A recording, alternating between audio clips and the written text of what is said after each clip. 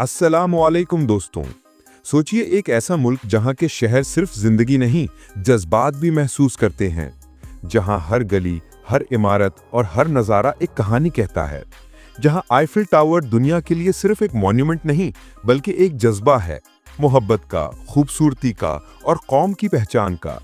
जी हाँ दोस्तों, आज हम बात करने वाले हैं फ्रांस की, यूरोप के दिल में बसा हुआ वो मुल्क जिसका असर दुनिया के हर कोने में महसूस होता है। लेकिन दोस्तों, फ्रांस की कहानी सिर्फ पेरिस, फैशन और परफ्यूम्स तक महदूद नहीं है। ये कहानी उन लोगों की है जिन्होंने जंगों का सामना किया, साइंस और आर्ट को एक साथ मिलाकर दुनिया को बदला। ये कहानी है इंसानियत, तहजीब और ताकत के सफर की, जहां से यूरोप का नक्शा ही बदल गया। फ्रांस का कुल रकबा है 5,51,695 स्क्वायर किलोमीटर्स, जो इसे यूरोप का सबसे बड़ा मुल्क बनाता है। 2025 तक फ्रांस की आबादी तकरीबन 68 मिलियन के आसपास है। यूरोप में ये जर्मनी के बाद सबसे ज्यादा इन्फ्लुएंशियल मुल्क माना जाता है। फ्रांस के अंदर 13 मेनलैंड रीजन्स और 5 ओवरसीज टेरिटरीज हैं, जिसमें ग्वाडलूप, मार्टिनिक, रीयूनियन और फ्रेंच गुयाना शामिल हैं। मतलब फ्रांस सिर्फ यूरोप तक महदूद नहीं, उसके समंदर पर भी झंडे लहराते हैं। फ्रांस का कदीम दौर, गाउल का जमाना। चलिए दोस्तों, वक्त को पीछे ले चलते हैं। उन दिनों में जब ना आईफिल टावर था, ना पेरिस। उस वक्त फ्रांस का नाम था गाउल और यहाँ केल्टिक ट्राइब्स रहते थे। ये लोग जंगजू भी थे और अपनी रिवायतों के वफादार भी। उनके अपने देवता, अपनी जबान और अपना कल्चर था। फिर 51 बीसी में रोमन जनरल जूलियस सीजर ने गाउल पर हमला किया। रोमन एम्पायर ने इस जमीन को अपने एम्पायर का हिस्सा बना लिया और फिर शुरू हुई रोम की तहजीब का दौर। सड़कें बनी, शहर उभरे और लैटिन जबान का असर हर जगह फैल गया। सोचिए, आज से 2000 साल पहले फ्रांस के शहरों में रोमन सोल्जर्स चल रहे थे। उनके हथियार चमक रहे थे और उनकी इमारतें यूरोप के नक्शे पर नई सूरत दे रही थीं। क्रिश्चियनिटी का पैगाम। 3rd और 4th सेंचुरी के दौरान जब रोमन एम्पायर में क्रिश्चियनिटी फैल रही थी, तब फ्रांस भी इससे महरूम नहीं रहा। क्रिश्चियनिटी धीरे धीरे यहाँ के लोगों के दिलों में उतरने लगी और फिर 5th सेंचुरी में एक नया दौर शुरू हुआ, फ्रैंक्स का दौर। फ्रैंक्स एक जर्मैनिक ट्राइब थी जिन्होंने गाउल पर कब्जा कर लिया। उनके लीडर क्लोविस I ने क्रिश्चियनिटी अपना ली। और दोस्तों, यही वो लम्हा था जब फ्रांस का असली सफर शुरू हुआ। फ्रैंक्स के नाम से ही आज का फ्रांस बना। क्लोविस ने अपनी हुकूमत का मरकज पेरिस बनाया और यहीं से फ्रांस का पहला पॉलिटिकल और रिलीजियस फाउंडेशन पड़ा। शार्लमेन यानी चार्ल्स द ग्रेट। अब चलते हैं 8th सेंचुरी की तरफ, जहां एक नाम उभरता है, शार्लमेन यानी चार्ल्स द ग्रेट। ये इंसान सिर्फ फ्रांस का लीडर नहीं, बल्कि पूरे वेस्टर्न यूरोप का आर्किटेक्ट था। शार्लमेन ने अपना एम्पायर इतना बढ़ाया कि आज के फ्रांस, जर्मनी, इटली और स्पेन के बड़े हिस्सों तक उसका असर था। उसने स्कूल्स बनवाए, एजुकेशन को प्रमोट किया और रिलीजन और हुकूमत को एक साथ मिलाकर यूरोप को एक आइडेंटिटी दी। इसीलिए उसे कहा गया फादर ऑफ यूरोप। और दोस्तों, उसका सेंटर था फ्रांस। फ्यूडल सिस्टम और कैसल्स का दौर। शार्लेमेन के बाद यूरोप छोटी छोटी रियासतों में बंट गया। हर इलाके का अपना लॉर्ड था, अपना किला था और अपने नाइट्स। यहीं से शुरू हुआ फ्यूडल सिस्टम। सोचिए दोस्तों, उन दिनों में फ्रांस के पहाड़ों और मैदानों में किले चमक रहे थे। नाइट अपना आर्मर पहने जंगों के लिए तैयार खड़े रहते। हर शहर एक छोटी किंगडम था। लॉयल्टी और इज्जत के साथ जीना और अपने मालिक के लिए मर जाना उनका फर्ज था। वाइकिंग्स का तूफान। लेकिन फ्रांस की कहानी हमेशा सुकून वाली नहीं थी। 9th सेंचुरी में वाइकिंग्स यानी स्कैंडिनेविया के जंगजू लोगों ने फ्रांस पर बड़े बड़े हमले किए। उन्होंने पेरिस तक पहुंचकर लूटमार की। लेकिन दोस्तों, फ्रेंच लोगों ने हार नहीं मानी। उन्होंने वाइकिंग्स के सरदार रोलो को फ्रांस के एक हिस्से का हुक्मरान बना दिया, जिसे आज हम कहते हैं नॉर्मैंडी। और अजीब बात यह कि इन्हीं वाइकिंग्स के नस्लों से बाद में वो लोग निकले जिन्होंने इंग्लैंड पर हमला किया, नॉर्मैन कॉन्क्वेस्ट 1666। मतलब फ्रांस में अपनी हिस्ट्री से सिर्फ जंग नहीं, स्ट्रैटेजी भी सीखी। लैंग्वेज और कल्चर का जन्म। इसी मिडीवियल दौर में फ्रेंच लैंग्वेज का जन्म हुआ। लैटिन जबान से निकलकर ओल्ड फ्रेंच बनी, जो धीरे धीरे यूरोप की सबसे क्लासी और रोमांटिक जबान बन गई। फ्रांस का कल्चर सिर्फ एक जिंदगी का स्टाइल नहीं, बल्कि एक फिलॉसफी बन गया।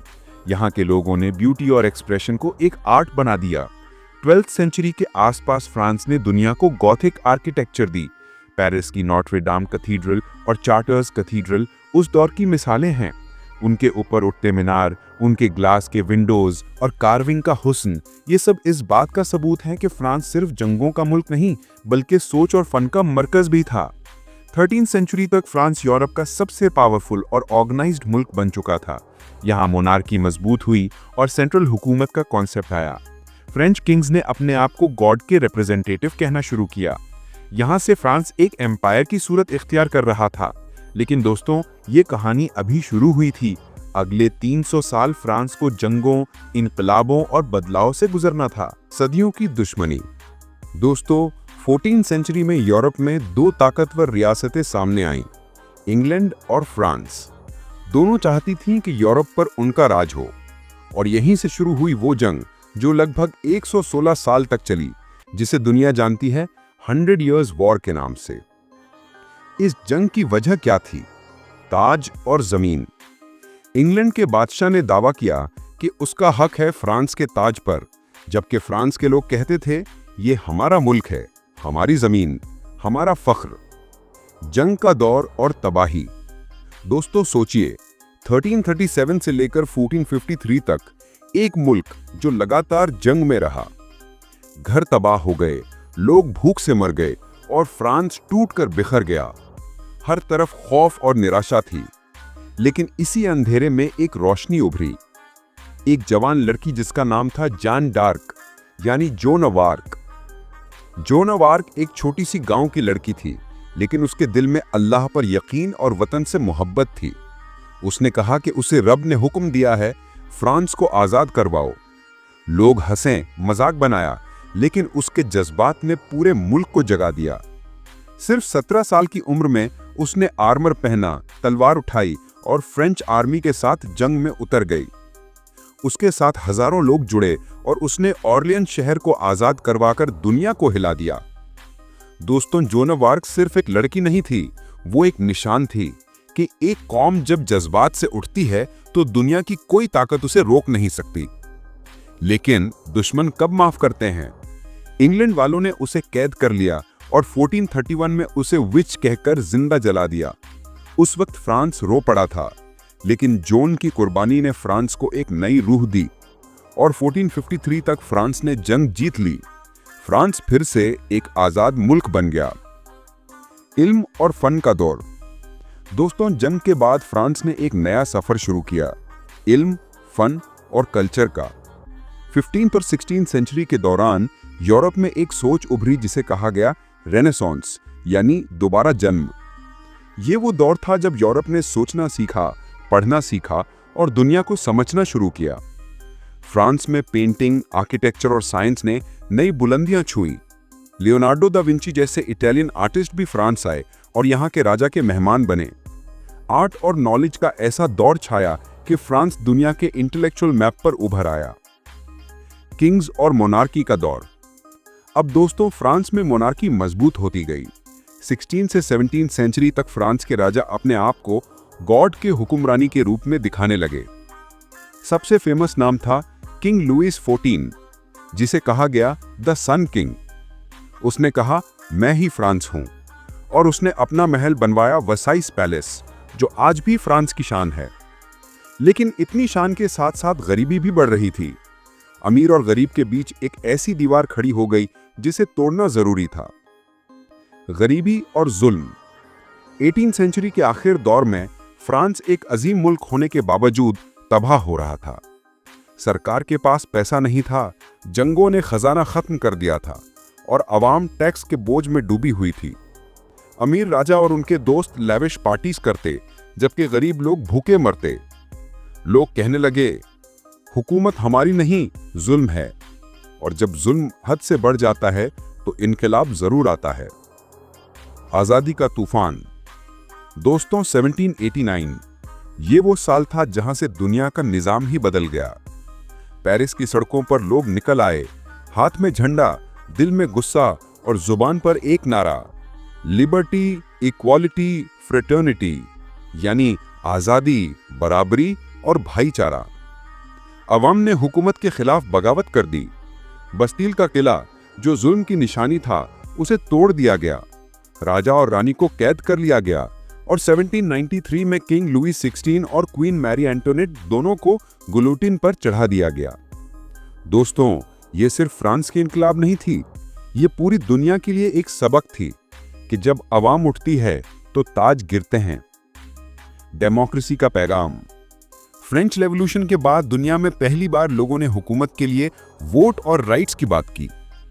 ह्यूमन राइट्स का कॉन्सेप्ट यहीं से निकला और फ्रांस ने दुनिया को सिखाया कि इंसान बराबर पैदा हुआ है।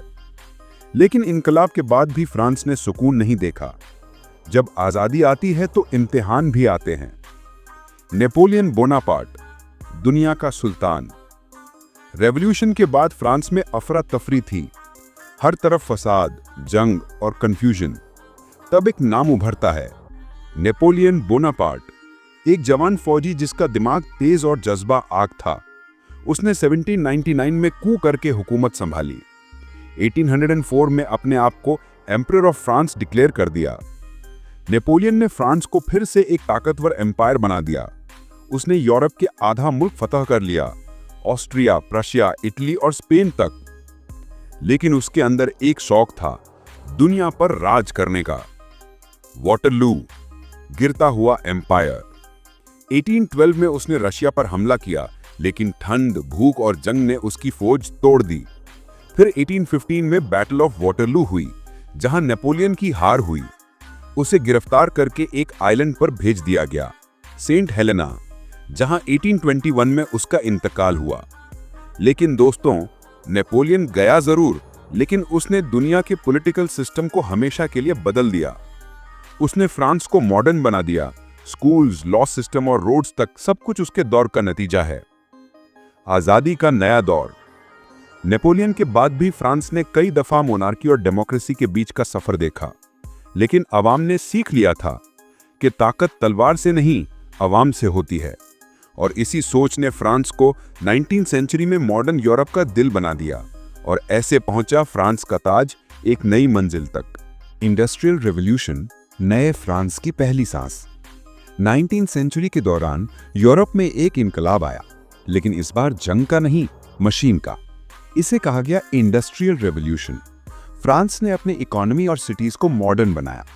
रेलवे, फैक्ट्रीज और मशीन्स ने मुल्क का नक्शा बदल दिया। पेरिस, लियोन, मार्से जैसे शहर रोज बढ़ते गए। लोगों के हाथ से काम फैक्ट्री के गियर्स में बदल गए। लेकिन दोस्तों, इंडस्ट्रियलाइजेशन के साथ साथ एक और चीज भी बढ़ी, कंपटीशन। जर्मनी, ब्रिटेन और फ्रांस के दरमियान ताकत का दौर शुरू हो गया और यही ताकत का खेल आगे चलकर दुनिया को जंग की आग में धकेल देगा। वर्ल्ड वॉर 1, जब दुनिया जल उठी। 1914, यूरोप में आग लग गई।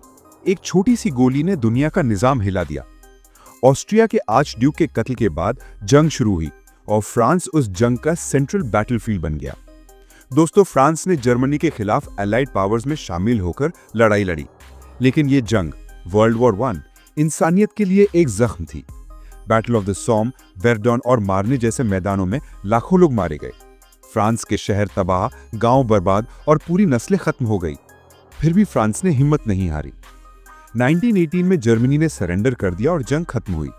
लेकिन दोस्तों, फ्रांस जीता जरूर, मगर उसने अपने लाखों बेटे खो दिए। और एक बात समझ आई, जंग कभी किसी का भला नहीं करती।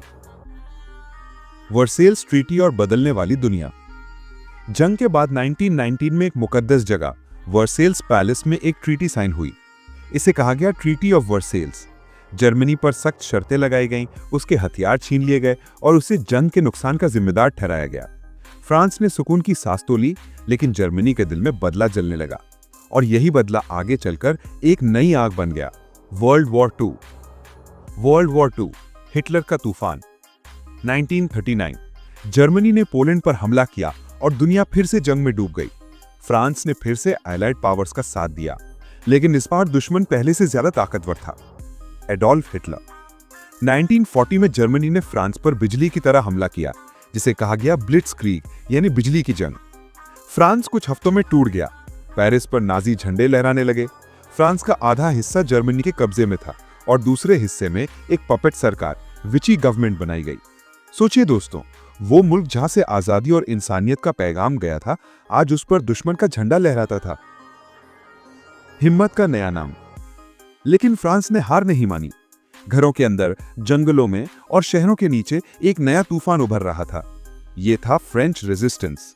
जवान, औरतें, बुजुर्ग सब मिलकर छुपकर जर्मन फौज के खिलाफ जंग लड़ने लगे। उन्होंने ट्रेन लाइंस उड़ा दी, स्पाई बनकर इंफॉर्मेशन भेजना शुरू की, और उनका लीडर था Charles de Gaulle. De Gaulle London गया और वहां से रेडियो पर आवाम से कहा, फ्रांस ने जंग नहीं हारी, फ्रांस जीतेगा। यह आवाज फ्रांस के दिलों में घूम गई और लोगों ने फिर से खुद पर यकीन कर लिया। आजादी का दिन, पेरिस की वापसी। 1944 में एलाइड आर्मीज ने नॉर्मैंडी के समुद्र पर उतरकर जर्मनी के खिलाफ हमला किया। इसे कहा गया डी डे, दुनिया की सबसे बड़ी मिलिट्री ऑपरेशन। फ्रांस के लोगों ने उनके साथ मिलकर जंग लड़ी और आखिर 25 अगस्त 1944 को पेरिस आजाद हो गया। दोस्तों सोचिए, सड़कों पर लोग रो रहे थे, आईफिल टावर पर फ्रांस का झंडा फिर से लहराता था और आवाम एक दूसरे को गले लगाकर कहती थी, हमने अपना वतन वापस ले लिया। फ्रांस ने जंग जीती, लेकिन एक सबक भी सीखा। आजादी महंगी चीज है, लेकिन इससे ज्यादा कीमती कुछ नहीं। नए सफर की इब्तिदा।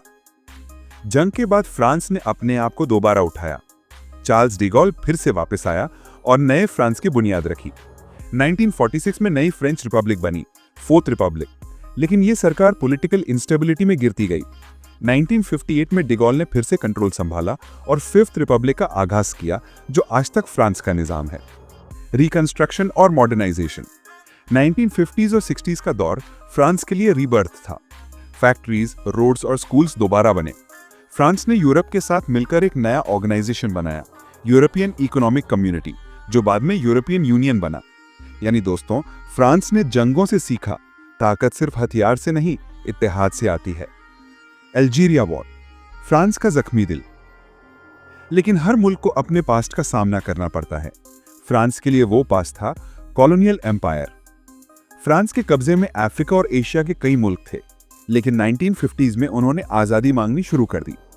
अल्जीरिया, जो फ्रांस का कॉलोनी था, उन्होंने 1954 में आजादी की जंग शुरू की। ये जंग बहुत खतरनाक थी, खून, जुल्म और सियासत का मेल था। आखिर 1962 में अल्जीरिया आजाद हुआ, लेकिन फ्रांस के लिए ये एक इमोशनल जख्म था। फ्रांस ने समझा कि वक्त बदल गया है, अब दुनिया गुनाहों से नहीं, बराबरी से जीती जाती है। मॉडर्न फ्रांस का उरूज। 1970s के बाद फ्रांस ने अपना फोकस टेक्नोलॉजी, आर्ट और एजुकेशन पर लगाया। पेरिस फिर से दुनिया का फैशन और कल्चर कैपिटल बना। नए लीडर्स जैसे फ्रांसवा मित्रोन ने सोशल रिफॉर्म्स लाए। फ्रांस ने अपने न्यूक्लियर पावर, एरोस्पेस यानी एयरबस और टूरिज्म इंडस्ट्री को मजबूत किया। आज फ्रांस दुनिया के सबसे डेवलप मुल्कों में शामिल है। मोहब्बत, आजादी और फख्र। दोस्तों, अगर आप फ्रांस की रूह समझना चाहते हो तो उसका मतलब है लिबर्टी, इगैलिटी, फ्रेटर्निटी। ये तीन लफ्ज फ्रांस का डीएनए है, आजादी, बराबरी और भाईचारा। फ्रांस ने जंग देखी, जुल्म देखा, तबाही देखी, मगर कभी अपनी रूह नहीं बेची।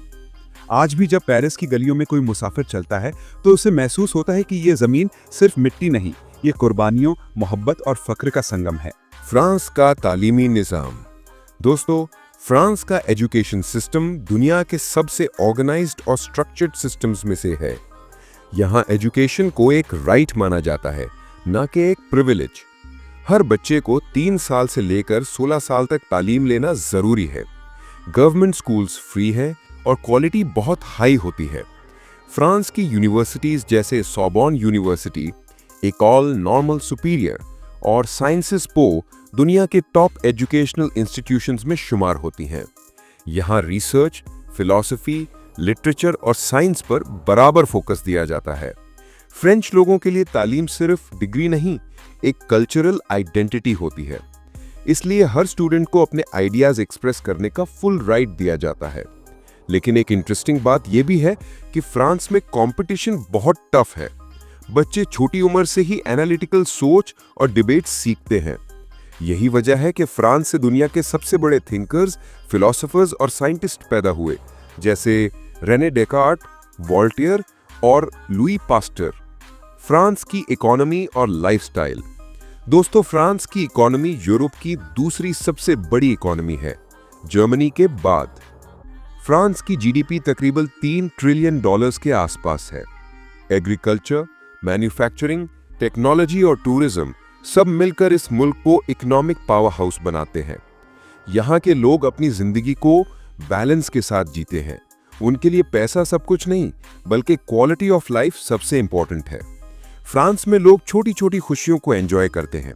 एक कप कॉफी, एक इवनिंग वॉक और एक अच्छी कॉन्वर्सेशन, यही फ्रेंच कल्चर की खूबसूरती है। फ्रांस अपनी लग्जरी ब्रांड्स के लिए भी मशहूर है। लुई विटॉन, शनेल, डियोर और अर्मिस, ये ब्रांड सिर्फ फैशन नहीं बल्कि आर्ट और क्रिएटिविटी की मिसाल हैं।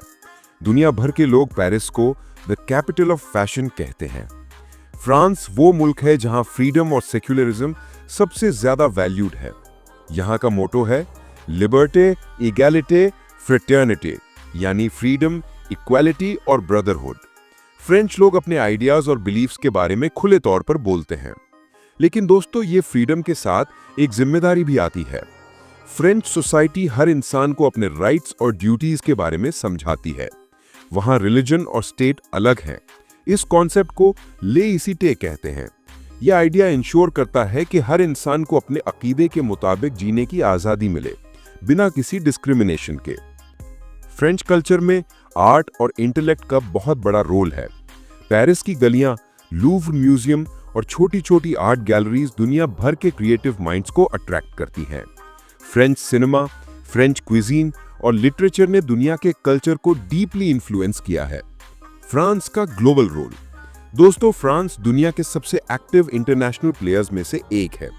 ये यूनाइटेड नेशन सिक्योरिटी काउंसिल का परमानेंट मेंबर है, यूरोपियन यूनियन का कोर लीडर और नेटो का एक स्ट्रॉन्ग एलाई भी।